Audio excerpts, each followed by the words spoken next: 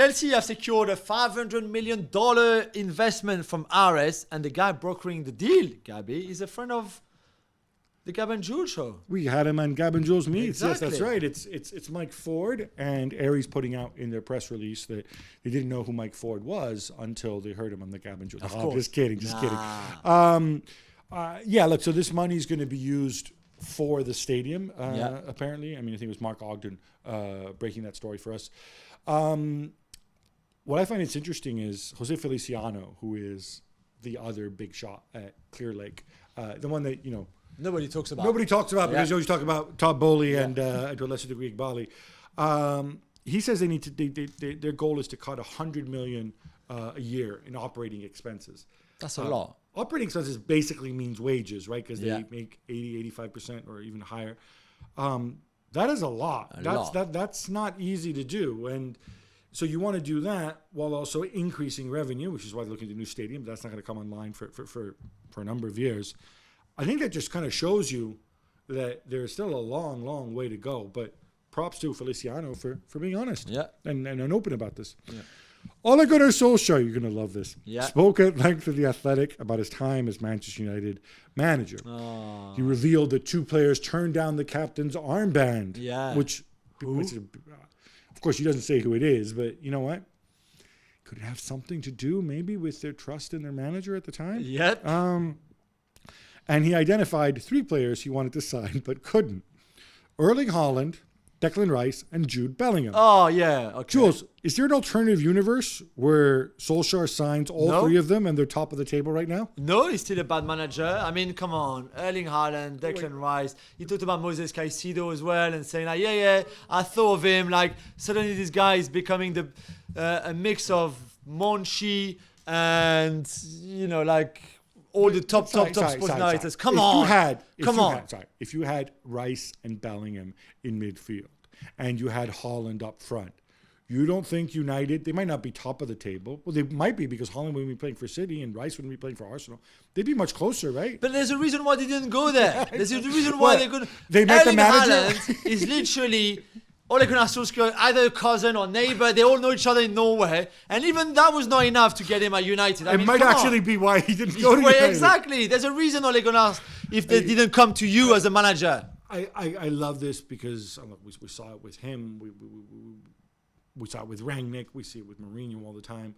All these stories after somebody leaves. So it's like, yes, I wanted to sign so-and-so when he was 18. But I failed because I could not sign. You never hear about all the really crappy players that you wanted to sign and then you signed. But the ones that they signed, we know it. But the ones that you couldn't sign because the club said, no, this is stupid. This is a bad Let's idea. not do this. Come on, man. The Premier League are meeting as we record the show on Thursday morning, Gab. And according to the Daily Mail, clubs will voice concerns over the 777 partners taking over Everton. Yeah, and I'm kind of surprised that clubs have kind of let it be known indirectly that saying we're not sure about these guys coming in, doing it so openly. They say there's concerns about sources of funding, of reputational damage, their ability to raise money. The interesting thing here is that this isn't, you know how in the NFL, if somebody let's say you buy a club, the existing owners have to say, and they vote whether they want Jules as an owner.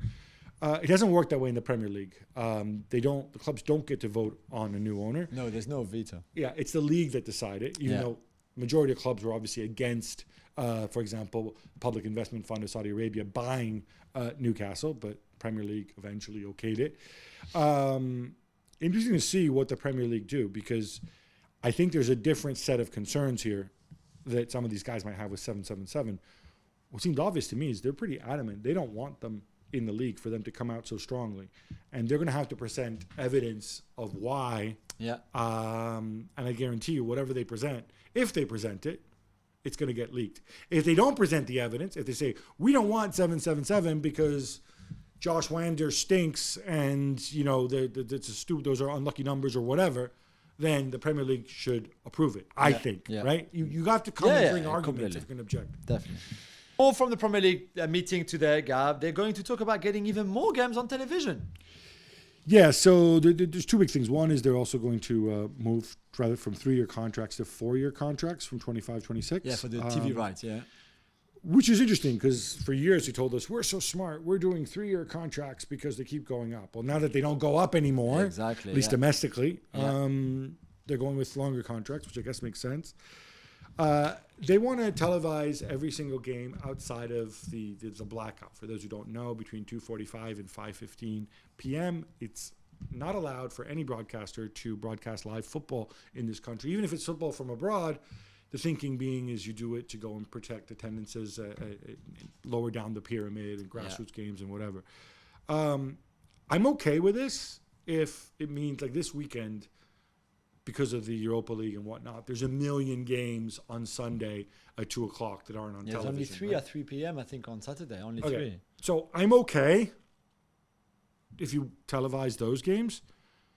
If you start messing around with kickoff times, and it means we then, we have games at noon, at 2 o'clock, at 4 o'clock, at 6 o'clock, at 8 o'clock, like La Liga. I don't like that. Yeah.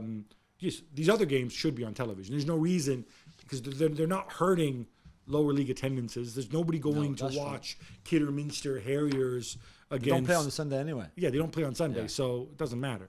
But they really should be careful with the kickoff times. I know. Several outlets are reporting that Manchester United are concerned that Erik ten Hag's agent, Kees Vos, is becoming too influential at the club. His agency, Sports Entertainment Group, were involved in a number of United transfers this summer, including Sofiane Amrabat and Rasmus Haaland. Oh, and Ten Hag's son, Nigel, happens to work there. Jules, is this a thing? Yeah, it is. I remember you saying, maybe a year ago or two, that managers should have agents who don't represent any players. You don't have any conflict of interest. We've seen happening for years and years, and would keep happening, where Christophe Galtier, for example, whose son is an agent, that ends up signing the players that his son represents. Or in this case as well, Ten Hag's son saying, hey, what about Rasmus Haaland or Sofiane Amrabat? And I don't think it's a good look for you as a manager. I don't think it should happen, because that conflict of interest is very, very common. It's not just Ten Hag, and we're not just speaking on Ten Hag here. Because I mentioned Galtier, we could have mentioned other names where the agent is also... We haven't even mentioned Jose Mourinho yet. And Jose Mourinho, of course. So, Jorge Mendes, a lot of them do it, and that's wrong. I'd like to see a practice where if you are the manager or director of football of a football club, some of them have agents too, you can't deal with the club cannot deal with the agency that represents you. Yeah. And what we're talking about here, by the way, is just protecting the appearance of impropriety, right? They're not, it's not like they, especially when they get involved as intermediaries, which is what often happens. It's not even like they have to represent the same player, and his son works there. It's just not a good look for a club. There's no suggestion of impropriety, and a sports entertainment group would say, like, we have 600 clients around Europe. Which is true, yeah. Which is true, right? But I'm thinking from United's perspective, it shouldn't be difficult. Or even if you just to save face, you say, hey, Erik, you sign the contract with Erik ten Hag and get Sports Entertainment Group. Once he's there, you say, Erik, while you're manager here, you can't be involved with any agent who also represents players. Yeah. Get some other dude, right? You don't really need an agent when you're employed anyway, right? That's right. At least that's how I would do things. Yeah.